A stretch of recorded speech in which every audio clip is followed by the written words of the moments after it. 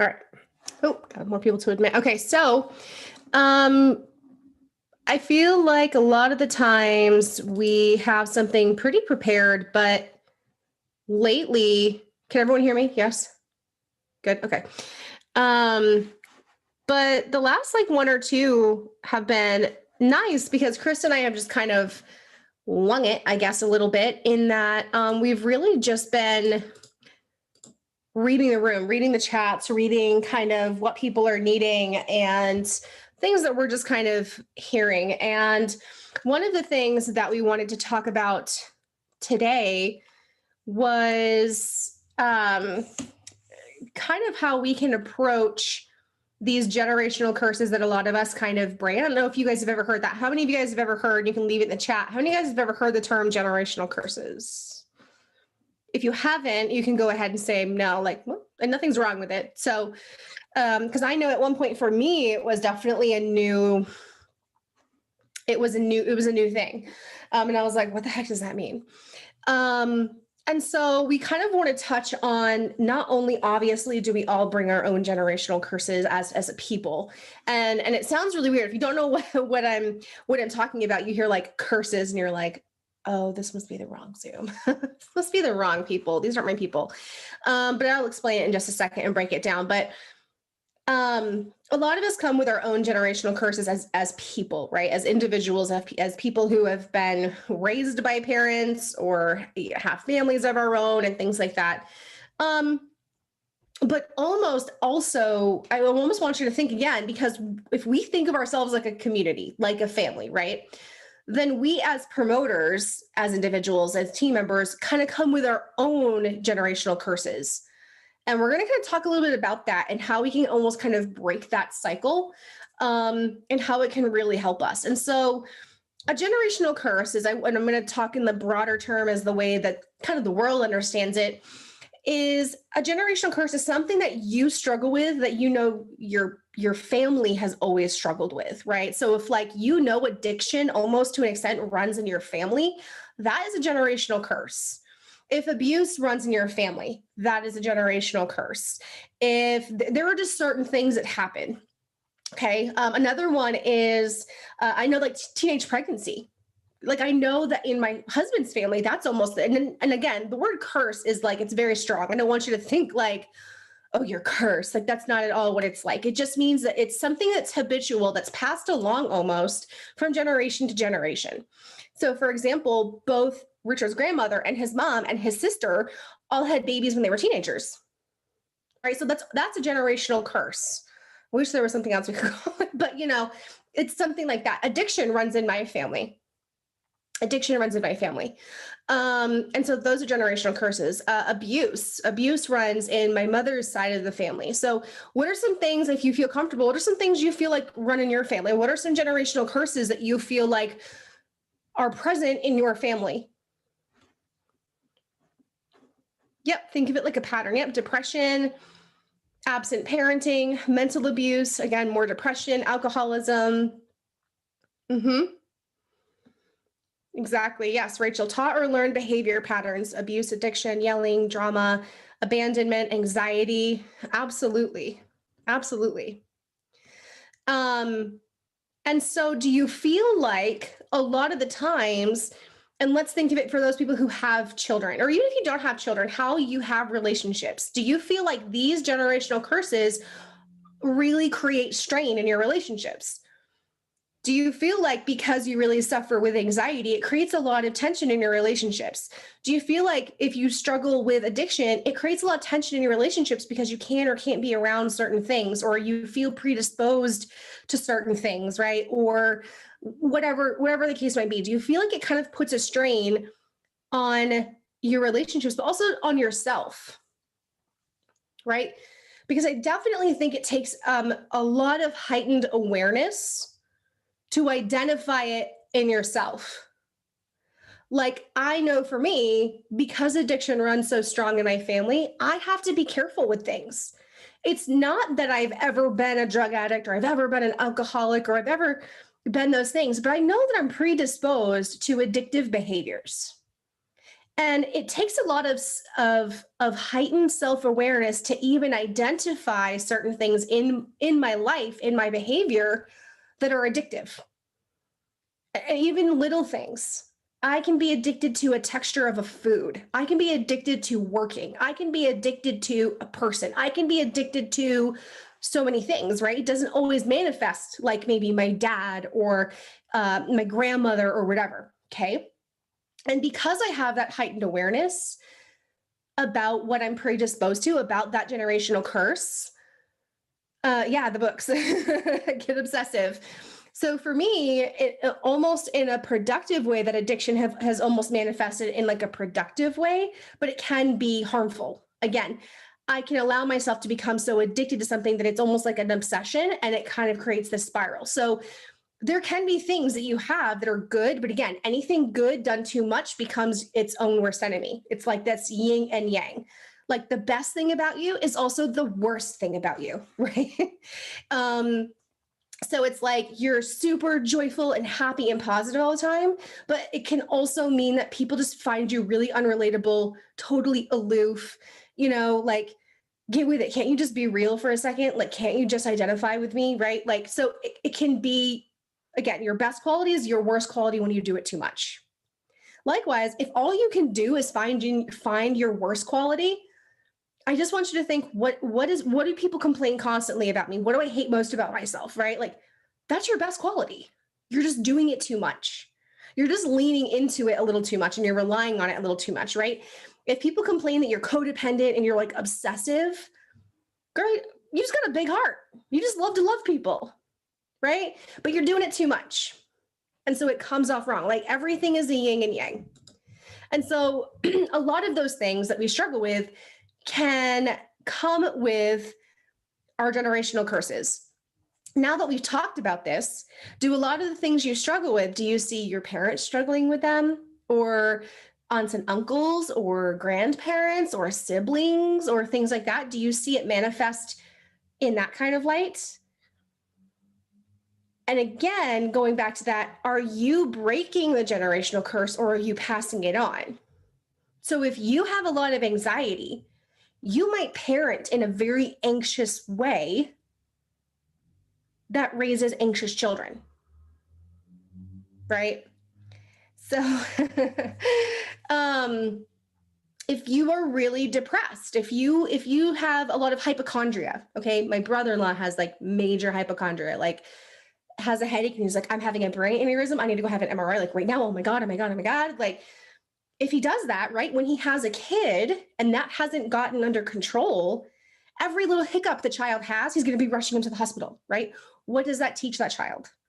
Oh my gosh, everything I do is like, it must be like a medical anomaly. Oh my gosh. And you teach them to be really anxious about their health and their body, right? So it's really nice to identify that these are just generational curses.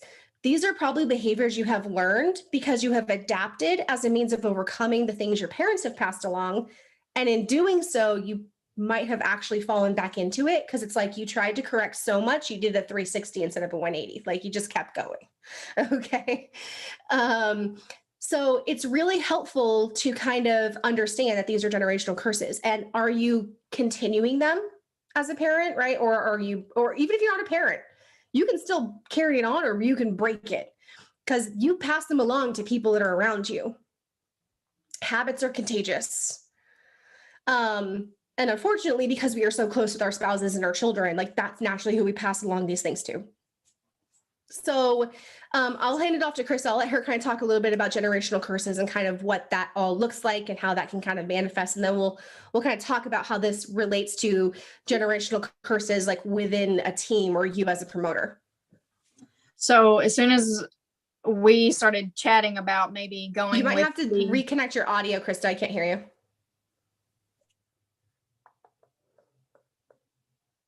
I could hear her just fine. I heard her fine. Okay. Can y'all hear me? Yeah, you were fine. There we go. Sorry. My thing was actually muted. Sorry, guys. Okay. Oh, Lord. So when Courtney and I started chatting about this, I immediately went to a couple of our resources that we share. And I started looking at I typed in generational, just trying to get some good juice to give to you guys. And I started reading about genograms. Am I pronouncing that right? Genograms. I'm not going to go deep into that because it can get really heavy stuff. But a lot of the things I was reading was think of we talk about family trees, right? So think of a literal tree. So you come from that tree. You've got your grandparents, your parents, yourself, and then your children, their children, and so on. So something that we talk about a lot there again in church background is if you don't root yourself. So imagine you falling off that tree. Here you are. You fell off the tree and you just kind of lay there on the ground and you just depend on all the nutrition, the watering, the root system that comes with that tree. What happens if parts of those roots die off? What happens if other parts of that tree die off? What happens if you're so dependent on the nutrition and the water and the sunlight that's only affecting those? You're not benefiting. You will for a period of time, but if the rest of the tree breaks off, you also die with it. So you have to be rooted and you have to be grounded and you have to kind of break off some of those old habits because you might be attached to some old habits or the addictions or thought patterns, things like that are not serving you. And they're definitely not going to serve your children because, like she said, they're just going to keep passing down. I can't depend on that same root system for me, for my daughter, for her children and their children and their children. I have to kind of break off, and especially if it's an unhealthy thing, I want to break off and make that more healthy, right? So for me, my parents are together, however they separated whenever I was younger. And that was something I wanted to really focus on in my marriage was no matter what, I don't want my children to ever have to make a choice. And if there is a choice that has to be made, I want them to be able to make that within themselves and me not make them feel guilty because I was made to feel guilty as a child. Well, you're choosing that parent over me. You don't love me. So I always wanted to try to deter that and really root and ground myself to make decisions and make things healthier for her and instill that in her. She's only 4, so it's not like I can instill a lot of that yet, but I've made that. I want to make sure I'm rooted and I know who I am and I know what I stand for and I know what kinds of decisions I want to make going forward. And I wrote down some notes, some of the different things like she talked about, addictions. And it can also just be, think about what's passed down. We pass down belongings, we pass down stories, we pass down knowledge, we pass down culture. So with that comes strengths and weaknesses. So don't necessarily just go to addiction or just go to, teen pregnancy or things like that. There's other things that kind of feed and plug into us. So think about in the political world, racism, that's just everyone thinks everyone's against everybody. A lot of that is not a decision you made. Your parents might have put that in your mind or my dad hates Fords, like hates it with a passion. And if I ever dated a boy that came home with a Ford, it was like, nope, sorry. It had nothing to do with the guy. It was just, that was him. I was not allowed to drive a Ford. I was not allowed to get in a Ford. So your ethnicity, your religion, all of these things kind of play into that.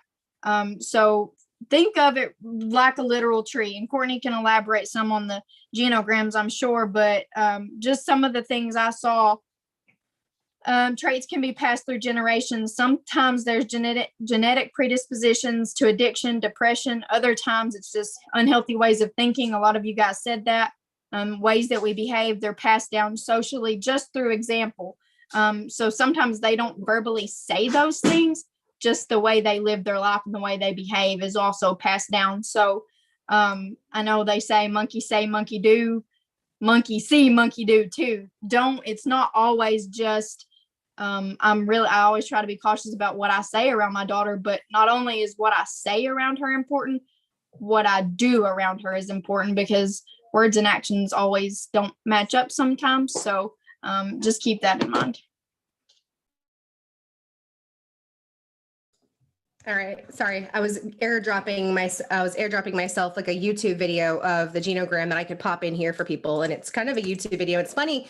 I learned these when I was in school, when I was getting my master's. We had to do these because they wanted us to better understand ourselves. Because even though I was a therapist, they taught us, you're coming with your own traumas, you're coming with your own lens, you're coming with your own generational curses, and you have to be hyper aware of them as not to allow them to kind of get in the way of helping other people, or at least being aware of them. And so they also wanted us to become better at understanding other people's genograms and what that meant. And so we had to create these, and it's almost like creating a family tree, but instead of just lines, the lines symbolize things. Like the lines symbolize either addiction, or the lines symbolize parents separating, or the lines signify things. And so it teaches you to understand, like, you can almost see patterns. And so it almost encourage you guys to do that as well. And I did get a little, like, as I was trying to do that, I had a thought, and I was like, ooh, and then it went boop.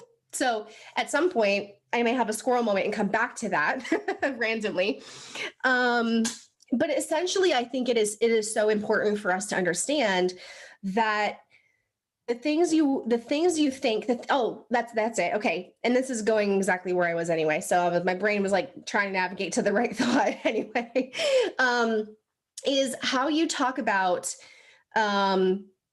yourself, right? So you suffering through some of these generational curses, and you might be doing your best not to verbally or intentionally pass them on to the people around you. Like, I'm just going to use your children.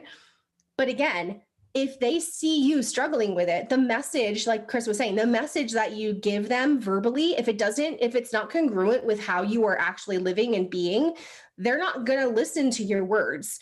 So if I'm trying to break the generational curse of self-loathing and feeling lesser than and worthless that like my mom had, and that luckily that was broken because my dad very much instilled in me something very different than that. But let's say that I did have that, and I was like, my daughter will never feel that way. But if I was constantly criticizing my body, if I was constantly looking in the mirror and calling myself fat, if I was overly cautious about what I was wearing, if I was hypercritical of other people's body, what do you think my daughter's going to feel?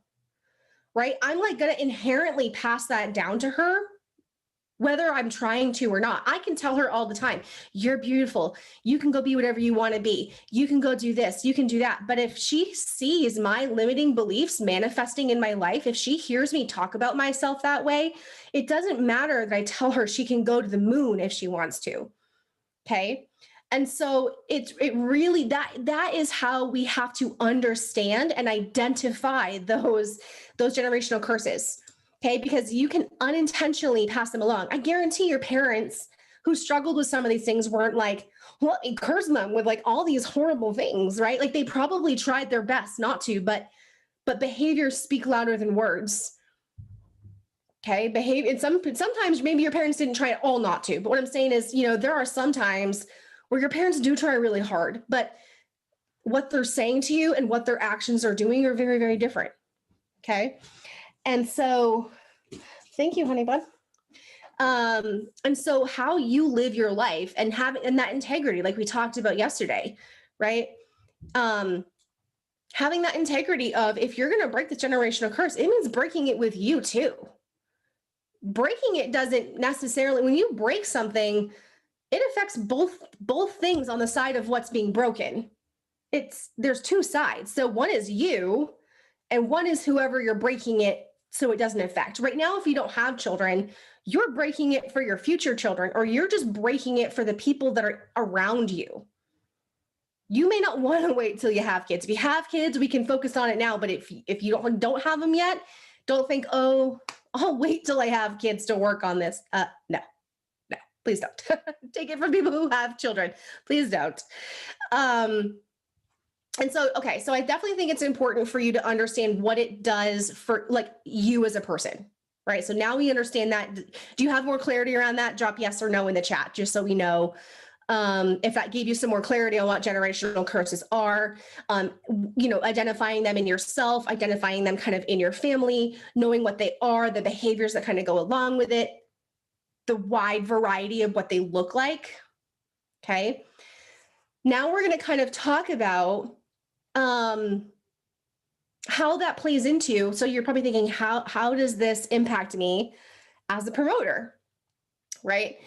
Very much so. Again, if this is a family, then we can pass on generational curses.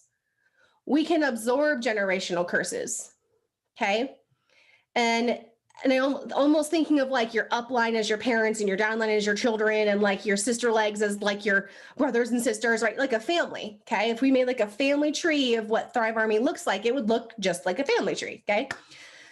And so generational curses, you have to be aware of the ones that you have innately because of who you are, because we all come with personal generational curses, right? And it's a very person-centered business. So naturally you are going to bring you into the picture. So first identifying with what some of your generational curses are, because you are inherently going to bring some of those to the table. And what are some of the things that you do? What are some of the generational curses, if any, that you have from your uplines, your several uplines, right? What are some of those? Or maybe identifying some of the things you see in them that you're like, ooh, I have to work really hard not to do that. Okay. You might not do it, but you're like, I almost innately default to that because I've just been raised by this upline for so long that I almost default to doing that, you know? And so that's kind of how I want you guys to think about it, right? If it's like that family tree. And also, what do you bring to the table and what kind of generational curses, so to speak, are you passing along to them? Are you passing along are you always apologizing for everything? Okay. Are you constantly overthinking everything? Are you like stuffing your face in the books and the Trello boards, but not taking any action? Are you making it okay and permissible to like have a 0 PPA every single month and like not care, but just bark orders at everybody? Are you like, so like, there's all kinds of things, right? I could go on and on, right? Again, if you're not on Zooms, why would your team? Generational curse right there, right? If your face is not on a Zoom, if you were saying, get on the Zoom, guys, and your face isn't there, guess what? Generational curse passed on. Now your team's not going to get on Zooms. And if their team's not getting on Zooms, their teams aren't going to get on Zooms, and so on and so on and so on. If you're not reading and you're not educating yourself, why would they? And I know we kind of talk about it loosely as like monkey see, monkey do, but really you are passing along generational curses to your team if you think about it in this broader sense. And almost how detrimental it can be. So just like we were talking about, can you imagine if I was passing along this like body dysmorphia to my daughter? How hard would it be for me to undo that once I started to? It's hard. It's not impossible, but it's hard. The same thing is if you're passing it along to your team, it's hard to undo that. Not impossible, but hard. If you weren't really emphasizing the importance of training, if you weren't emphasizing the importance of the systems, if you weren't emphasizing building community and not talking behind each other's back and not spiraling into drama, and again, the myriad of things. If you did that at one point or still do it and they're doing it, and then all of a sudden you're like, okay, we don't do that anymore, guys. I'm a changed person. Okay, well, they're still going to do it. And you really have to start almost training them otherwise. And it always starts again where our behaviors speak louder than our words. So what generational curses are present in your team? Okay. And I guess since a lot of us are all on the same team, I would love to have some transparency. Put in the chat, what are some generational curses that you see present in the team as a whole? Like, or that you experience, or that you feel like you're passing along. If we want to be really transparent and really open and honest, we're all family here. Consistency, yep. Not a lot of daily action in the chat. Okay. Yep. Thank you, Jocelyn. And oh, they're rolling in now. Haley. Whoa. Okay, hold on. Not a lot of action in the daily chat. Shutting down during hard times, passing along, caring too much about others' opinions, not getting on Zooms, bouncing off each other, excuses, catching Zooms, actions speak louder than words. Yeah. And so, I mean, when you think about that, when you think about that, you're probably thinking, okay, this is what I'm doing. Do you see it present in your team? Is it probably one of your biggest complaints about the team? Oh, they're just not getting on Zoom. Oh, they don't know what they're talking, right? So you're not probably complaining that they don't get on Zooms, but you're probably complaining that they don't know what they're doing. Why are they asking me this for the 20 millionth time? Why don't they know how to explain VIP? Why are they asking for this? Well, it's because you don't emphasize training. You don't emphasize the importance of understanding things. You may not emphasize the importance of Zooms or the Trello board or whatever, right? You're like, wow, we have no promoter retention. Like, what the F? Like, what is going on? Well, like Jocelyn said, maybe you don't have a set onboarding process. Maybe you're not passing along those links. Maybe you're not integrating them fully into the team, like whatever. It can be so many things. So now that you've identified those things as like, this is my generational curse almost as a promoter, am I passing them along to my downline? Whether they were passed down to you or not from an upline, they could have been. Are you breaking it or aren't you? Because nothing's going to get better if they're not broken. Like nothing's going to get better if they're not broken. And if you're waiting for somebody else to break it, you're waiting for nothing. Okay, because even let's say, okay, I'm your upline and you're my personally enrolled and I have like, I'm really horrible with like, I never get on Zooms, right?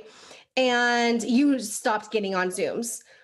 Okay, well, let's say I've changed it and I start getting on Zooms now. Well, you're already in the habit of not getting on them and you've already taught your team that. So I've changed my stuff, but like whose responsibility is it to change themselves and what they're passing on? Still yours, right? If I turn into an alcoholic one day, I can't call my dad and blame him. Even though he's been sober for 10 years. Like, right? I can't be like, you did this, right? No, that's me. Even if he wasn't sober at all, still me, right? If it's meant to be, it's up to me. That whole like mantra, it's always up to you.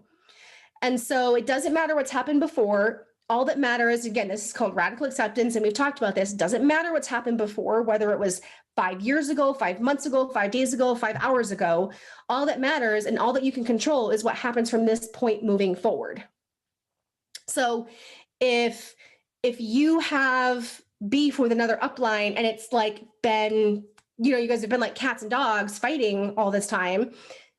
And then you're like, okay, we've mended things, but then you're still kind of sort of talking.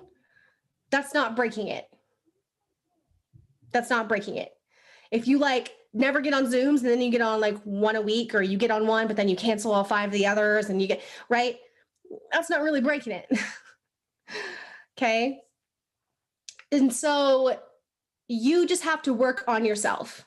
If you change things in yourself, it doesn't necessarily mean things are going to change for the people that you are training up. Again, because every person is responsible for themselves. However, I can tell you that when you set a great example, it is really hard. Okay. It's really hard not to have exemplary children, almost like you guys aren't children, but you know what I mean, right? If you are like exemplary parents, and even though they're going to have their flaws, right? It is really hard to like have effed up kids. Like a lot of us were probably like, we were troubled. Lord was watching over us because we still here today. Like he was the only one watching over us, right? But it's like when you're trying your best and you're showing up and you do everything with integrity and you're pouring into them and they truly know that you love them and you're doing right by them and you're working on yourself and like bring all these things, you have some pretty damn good kids. Again, they have their flaws, they have their downfalls, they've got, they're figuring stuff out, but you got some pretty darn good kids. But I think when we can all look at either ourselves or people we know that we're like, ooh, they're troubled. You could almost always look at their parents and you're like, makes sense. I worked with troubled teenagers for 10 years and it always made sense as soon as their parents walked through the door. Always. I don't care if they walked in with Louboutins driving a Lamborghini in a suit. It still made sense. Still made sense. I had a girl whose father was a psychologist. Still made sense. why she was there as soon as you talk to him. Okay. And again, when I hear a promoter ask a certain question, or I see the way they behave, or I see what they do, or I see what they don't do, I can look at their upline and go, makes sense. Makes sense. Good and bad. You know, I can look at Krista and go, this girl's on every Zoom. This girl plans everything. This girl does this. This girl does that. Blah, blah, blah, blah. Well, who's her upline? Tracy. Oh, makes sense. Right? You can look at those things. Right? Someone could look at me and just be like, or Heather's my personal. And they could just be like, why doesn't she, what? And this is not true. Okay. We're doing the opposite. Heather very much does all these things, but I'm going to use her as a bad example. So I love you, Heather. You know, on any Zooms, she never does whatever. She's never present. We have to beg her to like even get in the chats. Like she only ever does 100 in her PV just so she can get paid every month. Well, who's her upline? Corey. Oh, that makes sense. Yeah. Because Corey does all the same stuff. Like it makes sense, both good and bad. So I want you to really evaluate yourself, and it really explains a lot in your downline. If you're like, there's no way, I like would really caution you to really, really evaluate. Okay. And sometimes they don't always manifest the way that you think. Okay. Like if I have this major body dysmorphia, my daughter might not be anorexic. She might engage in self-harm because it's all kind of the same thing. Right? So it might look a little different. If you really struggle with stepping into leadership and really owning who you are and walking in that alpha energy, your team may kind of all do that same thing and then just kind of not show up. It may manifest in inconsistency. It may manifest in not really building a community. It may manifest in other ways. Okay. And again, you're like, I'm growing, I'm doing this, I'm doing that, I'm doing all these awesome things. But again, I don't want to say like damage is done, but kind of like you've either recruited the wrong people because that energy attracts specific people. Okay. Or it was learned behavior and it's very hard for them to unlearn. So it can be a few things. Okay. Krista, do you want to, I'm sure you have plenty to chime in about. Not a whole lot. I was looking sort of on the same token of what she's talking about. It can be sometimes uncomfortable to put yourself in that situation where you see downline or you see whatever happening in your life and you try to internalize it. It can kind of be uncomfortable because you're thinking to yourself, well, I don't do that. I don't do that. So why are they doing that? But just like she said, it may not manifest that way. So try to make yourself a little even more uncomfortable and put yourself in that situation. Say to yourself, what has made them go that way where I'm going this way? I'll try to drop this in the Thrive Army chat. It was a worksheet I looked at called Creating an Exposure Hierarchy. And it's more based on trauma, but a lot of this stems from trauma. It stems from things we got in childhood from our parents or grandparents or whatever. And then we pass that along. Children. It's the cat and the dog this time, not even the kid. But we pass that along to our children and our team members, because whether it's an example would be talk about your trauma, hold an object that reminds you of the trauma, write a story about it. We talked about that last week or the week before. Like, write yourself a letter, write a story about what you went through. Go to the location of the trauma. We're not saying like put yourself through a trauma, but put yourself in that instance. Like, try to really internalize what has made this happen. What has made, so I'm on all the Zooms. So why is none of my team on the Zooms? Is there something else? Am I not consistent? Sure, there's inconsistency there. So is that why they're not consistent in this area, even though that's an area I'm consistent in? Maybe they're consistent somewhere I'm not. So it may not always manifest, just like she said, in the exact form. So say I'm not on any of the Zooms. Why is a downline on all of the Zooms? There can be other areas. Maybe my downline post 7 times a day and I don't post ever. Where did they get that? Maybe it's because I'm consistent in another area and over here is their strength with posting. So don't always think, well, I show up to all the Zooms, so therefore my downline should show up. That's not always going to be the case. There's going to be a little flexibility there in the habits and the behaviors that are showing up.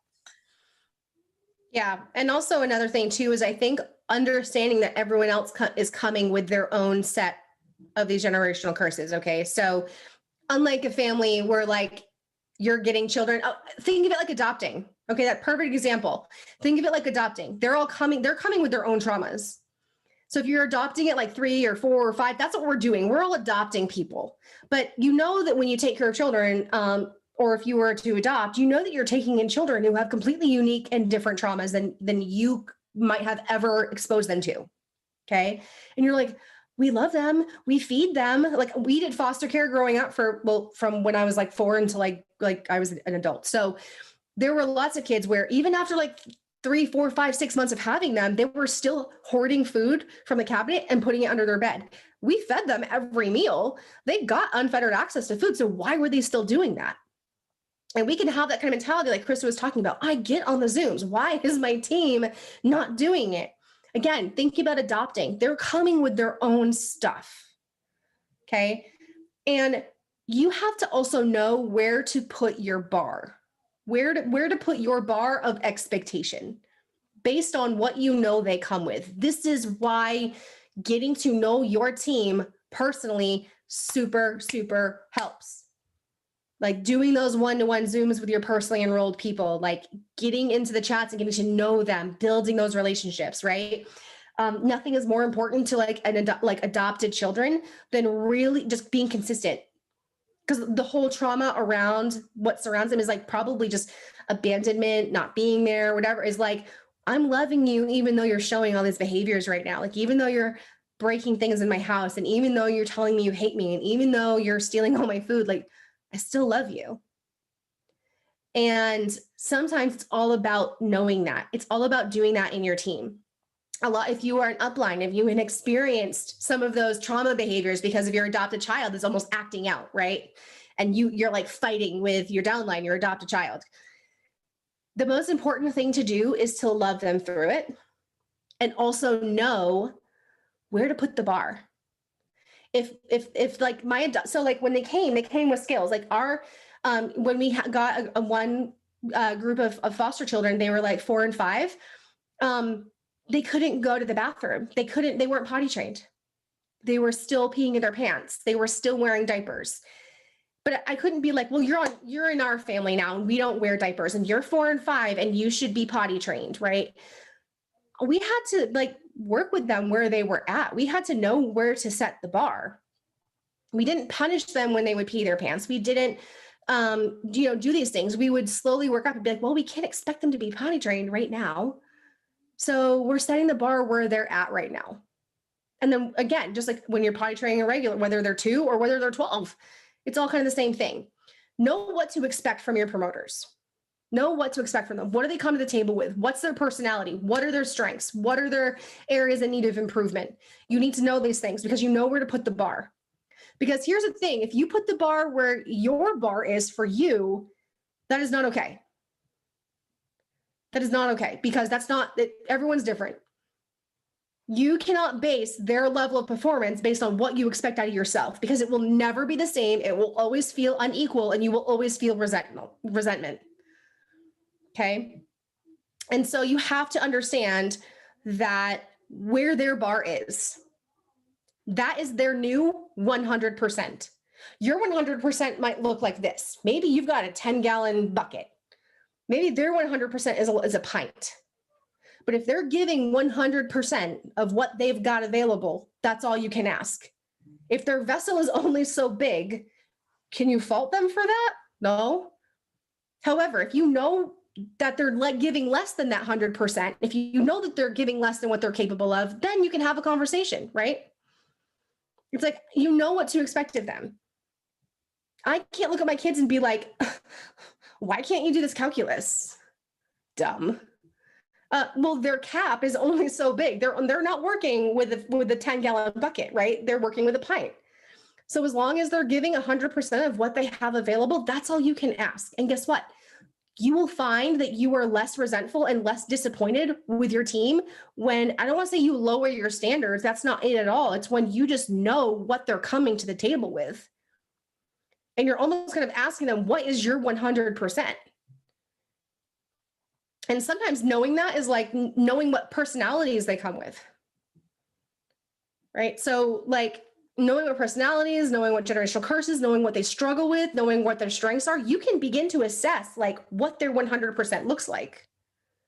And then that's just what you expect out of them. Not what you do, not what I do, not what Mandy does. Like that's not the bar. Mandy's bar is Mandy's bar. It's not my bar. Tracy's bar is Tracy's bar, not mine, not Krista's. It's Tracy's. Because she has set, this is the vessel I'm working with. Okay. Hers is an Olympic sized pool. Ours might be, you know, a 10-gallon bucket, but that's okay. Like 100% is 100%. Okay. It's all the same ratio. It's all the same number.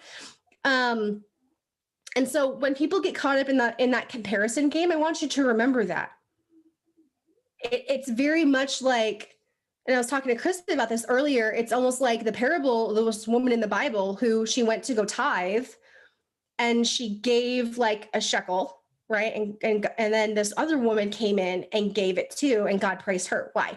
She gave out of her scarcity. She gave 100% of what she had. She gave the only thing she had, and she gave all of it. This first woman gave out of her abundance, right? She's like a millionaire and she gave $1. Woohoo.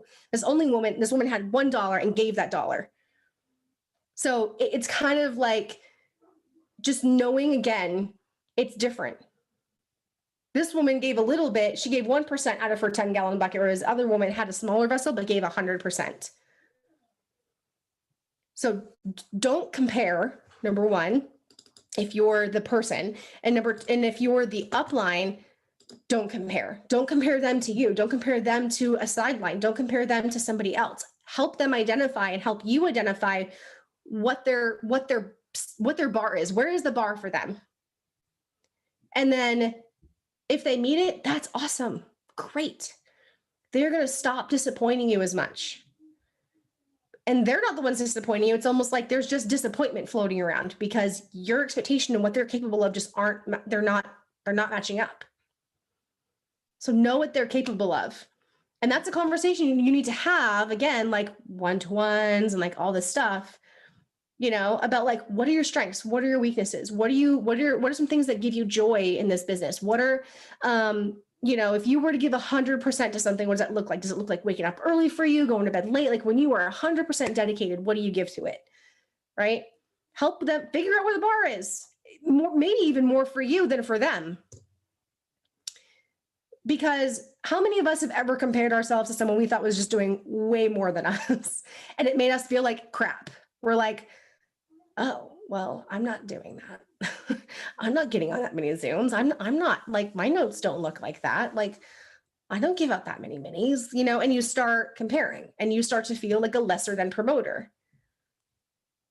And then when you get there, you are more susceptible to those generational curses because you don't feel capable of like overcoming them. And that's where we kind of get in these dips as a team of working together, not working together, of showing up, not showing up, of like being consistent, not being consistent, having divide, being a community. Like it's like this, right? And the teams that are consistent are the ones that know exactly what to expect. If you know that person's only going to show up to one Zoom a week, make that your bar. If that's all they got in them right now, that's all they got. So when they don't show up to the other 9, 10, 20 we have, you're not disappointed. Your bar was one Zoom. They got on the one Zoom. They did it, right?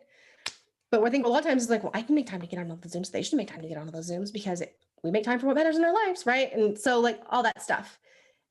But you do it with them.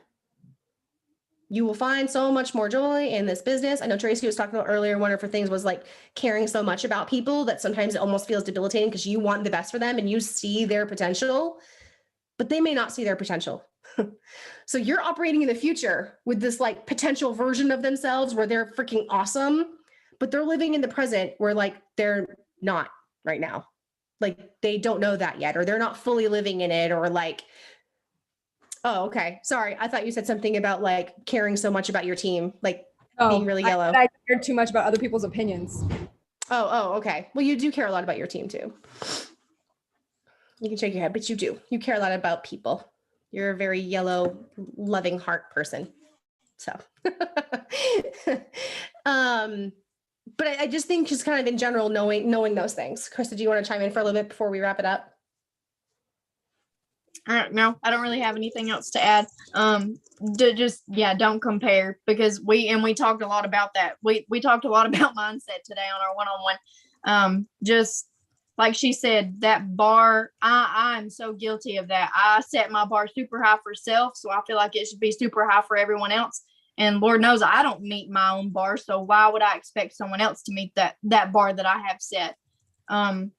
And focus in on your strengths. That's something that she's been telling me. Like, you focus too much on your weaknesses. Stop worrying about your weaknesses. Plug into what you're good at, and then other people are going to kind of feed off that too. So don't focus too much on your negative. You need to internalize your negative and realize it's there, but don't compare, especially when you see where you're weak and someone else is strong. Like, that may just not be your strong suit. It's your weakness, and that's okay. They have weaknesses where you're probably really good. So I don't really have anything else to add. Okay, perfect. So we'll wrap it up to keep it, with these ones right here. I think whenever we're talking about like just dissecting like who we are and our innermost thoughts and being, and it can be like a little lengthy, but I really think go ahead and give that YouTube video a watch about how genograms work. Maybe make one of your own if you can, and just really help see if you can identify some patterns. It seems like a lot of you were kind of already well aware of some generational curses. And again, remembering that they don't always look like you may think, right? So if a generational curse was like abandonment, we talked about doing that overcorrection, you may never want them to fly the coop and hold on to the point where you strangle any and all independence. You're just like, right? So it's still a generational curse. You're not abandoning them. You're almost doing the complete opposite, right? So it can be so many different things. It can be like, I will prove to you that I will never abandon you by clutching you to death and strangling you with love, right? So like that happens sometimes. So it can be different. It looks different. Don't be so linear thinking and like, well, my dad left me, but I'm not leaving them. No, but are you, did you overcorrect? Or are you abandoning in other ways, right? I think a lot of abandonment now almost looks like letting other things babysit your children, right? Like being like, are you spending any time with them, or are they just like in some corner, like on a tablet, like Roblox, like this, right? They're just like, mom, who, dad, what, huh? Right? So be open-minded. Look for all these things in your life and the relationships with your spouses, with your friends, with your kids, with like all this stuff. And just kind of think about it. And how are they manifesting in your promoter journey? How are they manifesting as an upline, as a downline, as a sister leg, right? How is it impacting your presence, your energy, right? I know one of the things before we close, like again, where I'm talking about like overcompensating, my mom really struggles with like self-worth issues. So sometimes what she can do is she feels like to counter that, she's way more like boisterous. And she's like, I'm going to be like so full of confidence and I'm going to show up like this and I'm going to know everybody and love everybody and blah, blah, blah. And then it's so overpowering. People actually like back away. And then she's like, I don't have any friends. Like, what the heck? And then she just gets struggles with that. I'm worthless. I don't have any value, blah, blah, blah. And again, she just doesn't see how it's like overcorrecting, right? It's like, if I start to spin this way, I'm like, whoa, and you're like, you end up just like swerving and going off the road and going crazy. Okay. So sometimes you're like, if you are a person, you're like, what the heck am I doing wrong? And you just feel so confused because you're like, I've tried everything. I do this, it's wrong. I do that, it's wrong. You might just not be here. You're like here, and then you're like, whoop, here. And then this doesn't work. So you go back to here. And that's not working. So you go back to here. And you're just not like, do it a little bit. Just little changes. That's probably all you really need. But definitely be more cognizant, be aware, start looking around, start listening to your own thoughts, your behaviors, see how it manifests. I guarantee when you do that, like metronome, yep. Makes me think of that song. What is it? It's like metronome, whatever it is. I don't know. My husband listens to it. Now I sound like a weirdo. Now I'm gonna have to put it in the chat when I find it. I'm gonna be like, see, I'm not a weirdo. It's an actual song. So yeah, I really want you guys to look at this and see how they kind of impact your life, your presence, your energy, your team, and then maybe some ways that you can really focus on how to break those generational curses, how to kind of fix them. Again, little tweaks, don't overcorrect so much, work on little things. Knowing where to set your bar for yourself, knowing where to set the bar for your promoters, what to expect out of them. So that way you're never, disappointed kind of thing. And yeah, I think that's it. So we will catch you on the next, inspiration is after this, right? Is it Monday? Okay, perfect. All right. We'll see you guys there.